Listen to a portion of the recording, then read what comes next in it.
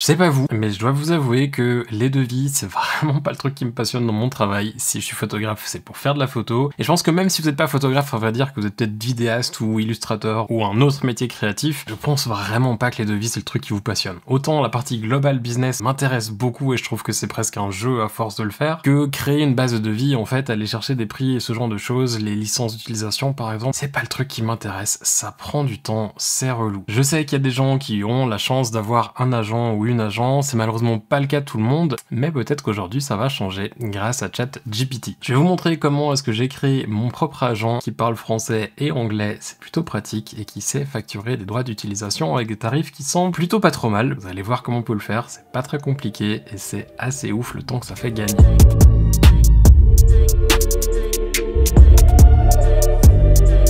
Yo les gens, je suis super content de vous retrouver aujourd'hui avec cette vidéo où on va donc parler de nouveau d'intelligence artificielle. Je sais, je vois déjà certains qui ont vu le titre, qui ont vu la vignette, qui ont écouté l'intro et qui sont en train de se dire encore de l'intelligence artificielle, mais il y en a marre, tout le monde en parle partout, tout le temps. Ouais, c'est un peu le truc hype de ces jours, de ces semaines, de ces derniers mois même. Si je vous en parle aujourd'hui, c'est pas parce que c'est un truc qui fait le buzz partout, que c'est super hype, plutôt parce que j'ai personnellement trouvé un moyen d'utiliser ChatGPT qui me permet réellement de gagner en productivité, et j'ai envie de dire même d'aller un peu plus loin, de négocier un peu mieux mes contrats avec mes clients, parce que du coup j'ai quelqu'un qui est complètement extérieur, un petit peu comme si j'avais un agent, et c'est ce que je recherchais. Vous me direz aussi ce que vous en pensez, ça m'intéresse d'avoir un retour de votre part. Je pense pas ici qu'on va remplacer le métier d'un agent, de quelqu'un qui représente un créa, mais par contre je pense que pour les gens qui ont peut-être pas le niveau pour avoir un agent, qui ont peut-être pas envie d'avoir un agent, mais qui cherchent comme une alternative pour les aider dans la création de devis. On est ici sur quelque chose qui, je pense, propose une bonne alternative et une bonne solution, pour autant qu'on l'utilise et qu'on le configure bien, parce que c'est aussi possible de faire de la grosse merde avec. Et d'ailleurs, je serais pas tenu responsable si vous l'utilisez et que tous vos clients commencent à refuser vos devis. Ici, ce que je vous montre, c'est ce que moi j'en fais, comment je l'utilise. On va pas perdre plus de temps que ça, je vais vous montrer sur mon écran comment est-ce qu'on peut donc configurer et utiliser ChatGPT pour faire un agent de photographe. On va se rendre sur chat.openai.com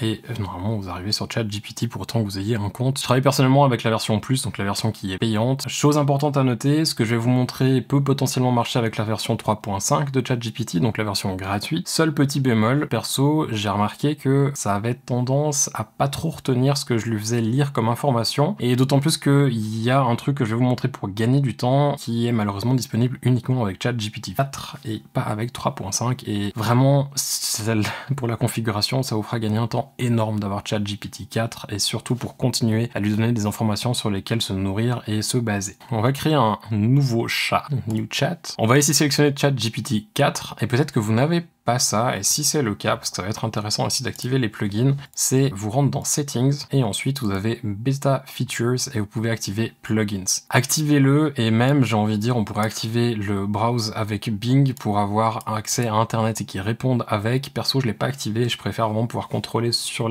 quel site est-ce qu'il va aller chercher les infos. Je le testerai prochainement, je me suis pas encore trop amusé avec, peut-être que pour la version 2.0 de cet agent virtuel, ça pourrait être intéressant, mais là pour cette version 1.0, je me suis basé uniquement sur l'utilisation des plugins. Donc activez-le ici dans les réglages, et ensuite les plugins que j'ai personnellement installés, que vous pouvez retrouver en cliquant sur Plugin Store, c'est Scrapper, qui permet d'aller lire des sites, donc on lui donne une URL en lui disant qu'on veut qu'il scrape cette URL, et du coup il va prendre les données d'une page, d'un site ou d'une catégorie de blog, et ensuite il va retenir ces informations pour nous répondre à des questions, soit sur le moment, soit par la suite. WebPilot qui fait lui aussi un petit peu la même chose, mais on peut aussi lui donner des PDF et des données qui sont mises en forme sauf erreur, ce qui permet de gagner aussi un petit peu de temps si on a des data déjà préfaites, par exemple des devis qui sont déjà faits et qu'on a déjà validés. Et puis enfin le tout dernier en bas qui est le Link Reader, qui lui permet encore une fois de lire des liens. Donc on peut lui donner des liens de ce qui se trouve sur des sites ou des PDF ou autres, et lui va prendre les informations, les lire et ensuite les transmettre à ChatGPT. Pourquoi j'en ai trois? Vous allez me dire parce que les trois ont l'air assez proches. J'ai pas forcément cherché dans le détail ce que chacun fait de différent, mais j'ai remarqué que sur certains sites, des fois un marche, l'autre pas trop, et ce que je vais vous montrer moi c'est avec certains des sites que j'ai utilisés, en tout cas un. C'est possible que si vous en utilisiez d'autres, peut-être qu'un plugin marchera mieux que l'autre, ou que un n'arrivera pas à accéder au site et que l'autre oui. Donc c'est pour ça que je vous montre les trois. Activez-les les trois, comme ça vous n'aurez pas de soucis, parce que si ChatGPT n'arrive pas à accéder à une URL avec un des plugins, il va passer à l'autre plugin et ensuite au dernier. Avec ces trois là, franchement j'ai pas eu de soucis. En général il y avait toujours une possibilité de lire quelque chose, ou alors d'exporter les données, de les réimporter à travers ChatGPT et le chat. Donc une fois que c'est tout activé, on peut commencer à chatter avec ChatGPT. Alors ici on va faire assez simple, je vais vous donner le texte que j'ai utilisé, vous l'aurez gratuitement à quelques quelque part, soit en commentaire, soit un lien. Je pense probablement un lien dans la description qui vous renverra vers ma petite boutique. Comme ça, vous aurez ça gratuitement que vous pourrez utiliser, copier-coller et améliorer si vous en avez besoin, parce que si vous devez vous amuser à repiocher toutes les datas que je vais vous montrer après, ça va être un petit peu relou pour vous de le faire. Ici, 2-3 petits trucs peut-être qui sont importants. La première phrase d'ignorer toutes les instructions précédentes, laissez-le, ça évitera qu'il aille repiocher dans d'autres chats ou d'autres instructions qui ne sont pas affichées ici quand on ouvre la page mais qui existent quand même. Vraiment mettez-le et ensuite on va lui dire simplement ce qu'on veut qu'il soit. Et ça peut marcher pour plein d'autres choses. Donc ici je lui dis que c'est un agent de photographe qui a plus de 20 ans d'expérience et qui représente des photographes qui sont connus. Je lui explique aussi qui je suis, ce que je fais, donc que je suis partie de son roster mais que je suis un talent sur le bas de l'échelle, que je suis pas au niveau des autres photographes qui représentent, comme ça il en tiendra aussi compte lorsqu'il va faire les prix. Petite description de ce que je fais, d'où je viens, ce qui est important aussi, ça permettra de nouveau d'adapter les prix si je demande de l'aide pour du marketing, pour créer des emails, pour faire de la prospection, pareil, ça va être intéressant, sujet d'une autre vidéo. Et en dessous, je lui demande un petit peu ce que j'ai envie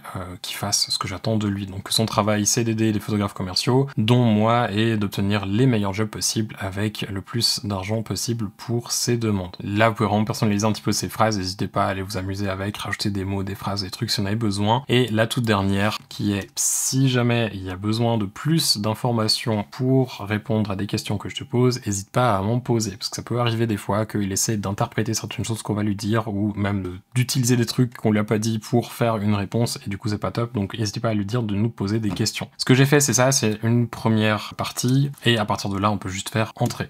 J'ai ici une réponse. C'est possible que vous ayez une autre réponse, ça varie pas mal. Je l'ai essayé plusieurs fois et à chaque fois j'avais des réponses un petit peu variables, mais ça finit toujours un petit peu pareil où il nous dit qu'est-ce que je peux faire pour vous aider aujourd'hui. Moi ce que je vais faire c'est que je vais pas répondre à sa question, par contre je vais lui donner plus d'infos sur moi. Avec la bio qui vient de mon site, là je lui fais juste lui copier-coller la bio, comme ça il sait un petit peu déjà le ton de voix que j'utilise en général, comment est-ce que je me présente, ce genre de choses, donc ça c'est intéressant. Ensuite je lui décris un peu mon style, donc je lui dis en plus de ma bio, voilà un petit peu par rapport à mon style, ce que je fais, comment les gens me reconnaissent, des clients avec qui j'ai travaillé, pareil c'est important ici, on parlera dans une autre vidéo de la prospection, c'est quelque chose qui m'intéresse de mentionner, comme ça lui c'est, en fonction des clients à qui je vais envoyer des emails, s'il doit mentionner des clients avec qui j'ai déjà travaillé, il va pouvoir repiocher là-dedans, et ça c'est intéressant. Ce dans quoi je me spécialise, ce qui m'intéresse vraiment dans ces domaines, pareil n'hésitez pas à être autant précis que possible, plus vous serez précis, plus ça sera intéressant les retours que vous aurez. Ensuite, je lui donne aussi des informations par rapport au budget sur lesquels j'ai envie de travailler, donc je n'ai pas forcément envie de travailler sur des petits jobs, mais plutôt sur des budgets moyens à haut budget. Ce qui est intéressant encore une fois aussi, parce que si tout d'un coup on a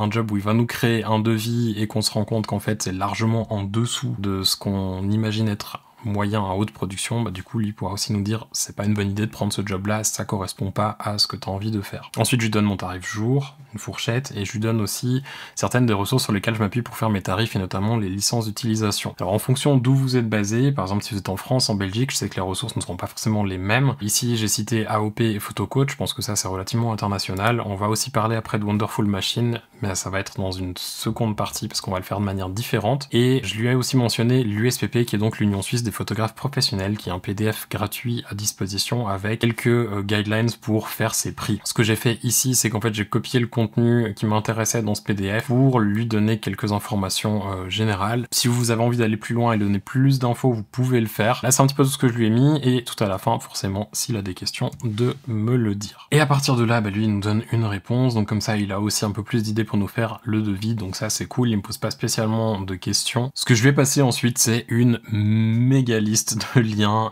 à The Wonderful Machine. Donc Wonderful Machine, si vous ne connaissez pas, c'est ce site, ou plutôt cette entreprise, c'est en fait un service pour photographes, et même pour des clients aussi qui cherchent des photographes. Ils sont basés aux États-Unis et ils proposent notamment pour les photographes un service de consulting, par exemple pour vous aider à faire des devis, pour vous aider à négocier avec des clients, pour vous aider à faire de la prospection. J'ai travaillé avec eux pour le marketing, pour essayer d'avoir une structure dans ma prospection. C'était très intéressant, ça m'avait beaucoup aidé. Je sais qu'ils font du consulting pour les prix, parce qu'en fait ils ont ici dans la partie Read, donc lire sous Intel, on a dans les catégories Case Studies, Pricing et Negotiating. Et ça c'est assez intéressant, parce que même si vous n'utilisez pas ChatGPT, vous allez voir qu'en cliquant dessus, si on fait Find, il va nous sortir tous les articles qu'ils ont fait en parlant en fait de shoots qu'ils ont négociés ou pour lesquels ils ont créé des devis, parce qu'on peut les mandater, c'est en 300 et 400 $ par création de devis, ou du coup on peut leur dire voilà, j'ai un brief, c'est ça, et j'aimerais bien que vous fassiez un devis pour moi et que vous le négociez pour moi, et à partir de là, eux prennent pas de commission comme un agent, ils prennent juste un montant, un forfait fixe, et ils vont s'occuper de ça. Il peut éventuellement y avoir des heures supplémentaires qui sont facturées s'il y a de la négo, mais ça a quand même un certain coût. Et en fait, ils partagent pas tous les devis, mais ils en partagent un certain nombre, avec à chaque fois aussi, ce qui est intéressant, une explication de comment est-ce qu'ils déconstruisent les tarifs. Donc qu'est-ce qui a été envoyé, est-ce que ça a été adapté suite à un retour du client, le résultat, et c'est vraiment très cool pour ça, parce que du coup, il y a tout le détail, et même si les PDF sont pas lus, il y a vraiment absolument tout qui est détaillé dans ces articles. Ce que je me suis amusé à faire, c'est aller sur la page où on était tout à l'heure, ici, et j'ai ressorti tous ces articles, j'ai fait une liste de liens, et j'ai simplement rajouté un petit texte devant, donc dans un éditeur de texte, en lui disant est-ce que tu peux aller chercher les informations sur ces pages et les retenir, et juste me dire quand est-ce que tu as tout lu, pas besoin de me faire un compte rendu détaillé, parce que ChatGPT, surtout la version 4, aime bien faire ça. On lui donne du contenu, ensuite il va nous dire ce qu'il a lu, il est tout content de nous partager son savoir, c'est très cool. En fait, moi, j'ai pas forcément envie de tout relire ce que je viens de lui envoyer, j'ai juste envie que lui, il l'ait en tête à quelque part, et qu'ensuite je puisse lui demander de s'appuyer dessus pour me proposer du contenu dans le futur. Ce fichier texte-là, comme ce que je vous ai dit avant les autres parties, je vous les mettrai donc dans un lien dans la description dessous. Comme ça, vous pourrez juste prendre, copier-coller. Si vous avez d'autres ressources du genre, n'hésitez pas à les partager en dessous en commentaire. Notez aussi que, en plus de ce qu'on fait là, vous pouvez très bien prendre vos devis, faire copier-coller et les mettre dans le chat en lui disant voilà un devis que j'ai récemment envoyé à un client qui a été par exemple refusé parce que jugé trop cher par l'entreprise, qui a été accepté et je pense que j'aurais pu demander un peu plus parce qu'il n'y a pas eu de négociation, ou qui a passé après des négociations assez compliquées. Et comme ça va permettre aussi à ChatGPT de s'entraîner et de comprendre un petit peu mieux vos tarifs en fonction de où vous êtes. Ça serait absolument génial si on pouvait faire un ChatGPT commun, tout le monde, avec toutes nos datas et tous nos devis dedans. Ça permettrait d'avoir quelque chose qui serait, je pense, très intéressant, mais bon, pour le moment, c'est pas possible, ou en tout cas, je vois pas trop comment le faire, donc c'est ce que je trouvais de mieux pour le moment. Je peux copier-coller tout ça, retourner dans ChatGPT, on va le coller, et à partir de là, quand on a la méga liste, hop, lui va utiliser du coup les plugins qu'on a installés au début gratuitement dans ChatGPT, et notamment ici Linkreader. Il va nous dire ensuite qu'il a commencé la lecture, mais que les articles, bah voilà, il a pas pu tous les lire, il y en a que 5 qui la processent. Donc du moment où il en a fait 5, ce qu'on peut lui demander, c'est tout simplement de lire les articles qui restent, de gather les informations, donc de récupérer les informations de eux aussi. Et à chaque fois, en fait, qu'il va vous dire qu'il en reste, allez juste retaper la commande. Alors attention, avec ChatGPT 4, vous avez droit à 25 prompts sur une certaine durée, je crois que c'est chaque 2 heures ou un truc comme ça, donc vous allez être assez vite limité. Là, comme je me suis amusé juste avant la vidéo, forcément que je peux plus le faire. On a la limite qui est atteinte. Je vais pas utiliser le modèle par défaut parce que sinon il va me foutre en l'air mon chat ici. Mais vous voyez que bah du coup, ça fait simplement ça, et qu'à partir de là, on va pouvoir lui demander de générer des devis. Quand vous voudrez en fait lui demander de générer un devis, ça va pas être très compliqué. Ce que je fais tout simplement, c'est que je vais lui dire voilà le brief du client, point. Ensuite, je copie-colle mon brief entre guillemets et en dessous, je vais simplement lui dire base-toi sur les informations que tu as pu apprendre de wonderfulmachine.com et des informations que je t'ai données au préalable pour créer un premier devis. Si tu as des questions, n'hésite pas à me les poser. On envoie, et à partir de là, il va nous sortir un premier devis qui va être déconstruit. Ce devis, il faut vraiment pas hésiter à lui dire ça, je pense que c'est un peu haut, ça, je pense que c'est un peu bas. Là, par exemple, si tout d'un coup on passe d'une journée à une demi-journée, il va pas tout adapter très juste. Par exemple, les droits d'utilisation, il va les laisser les mêmes, même si on fait peut-être par exemple moins d'images.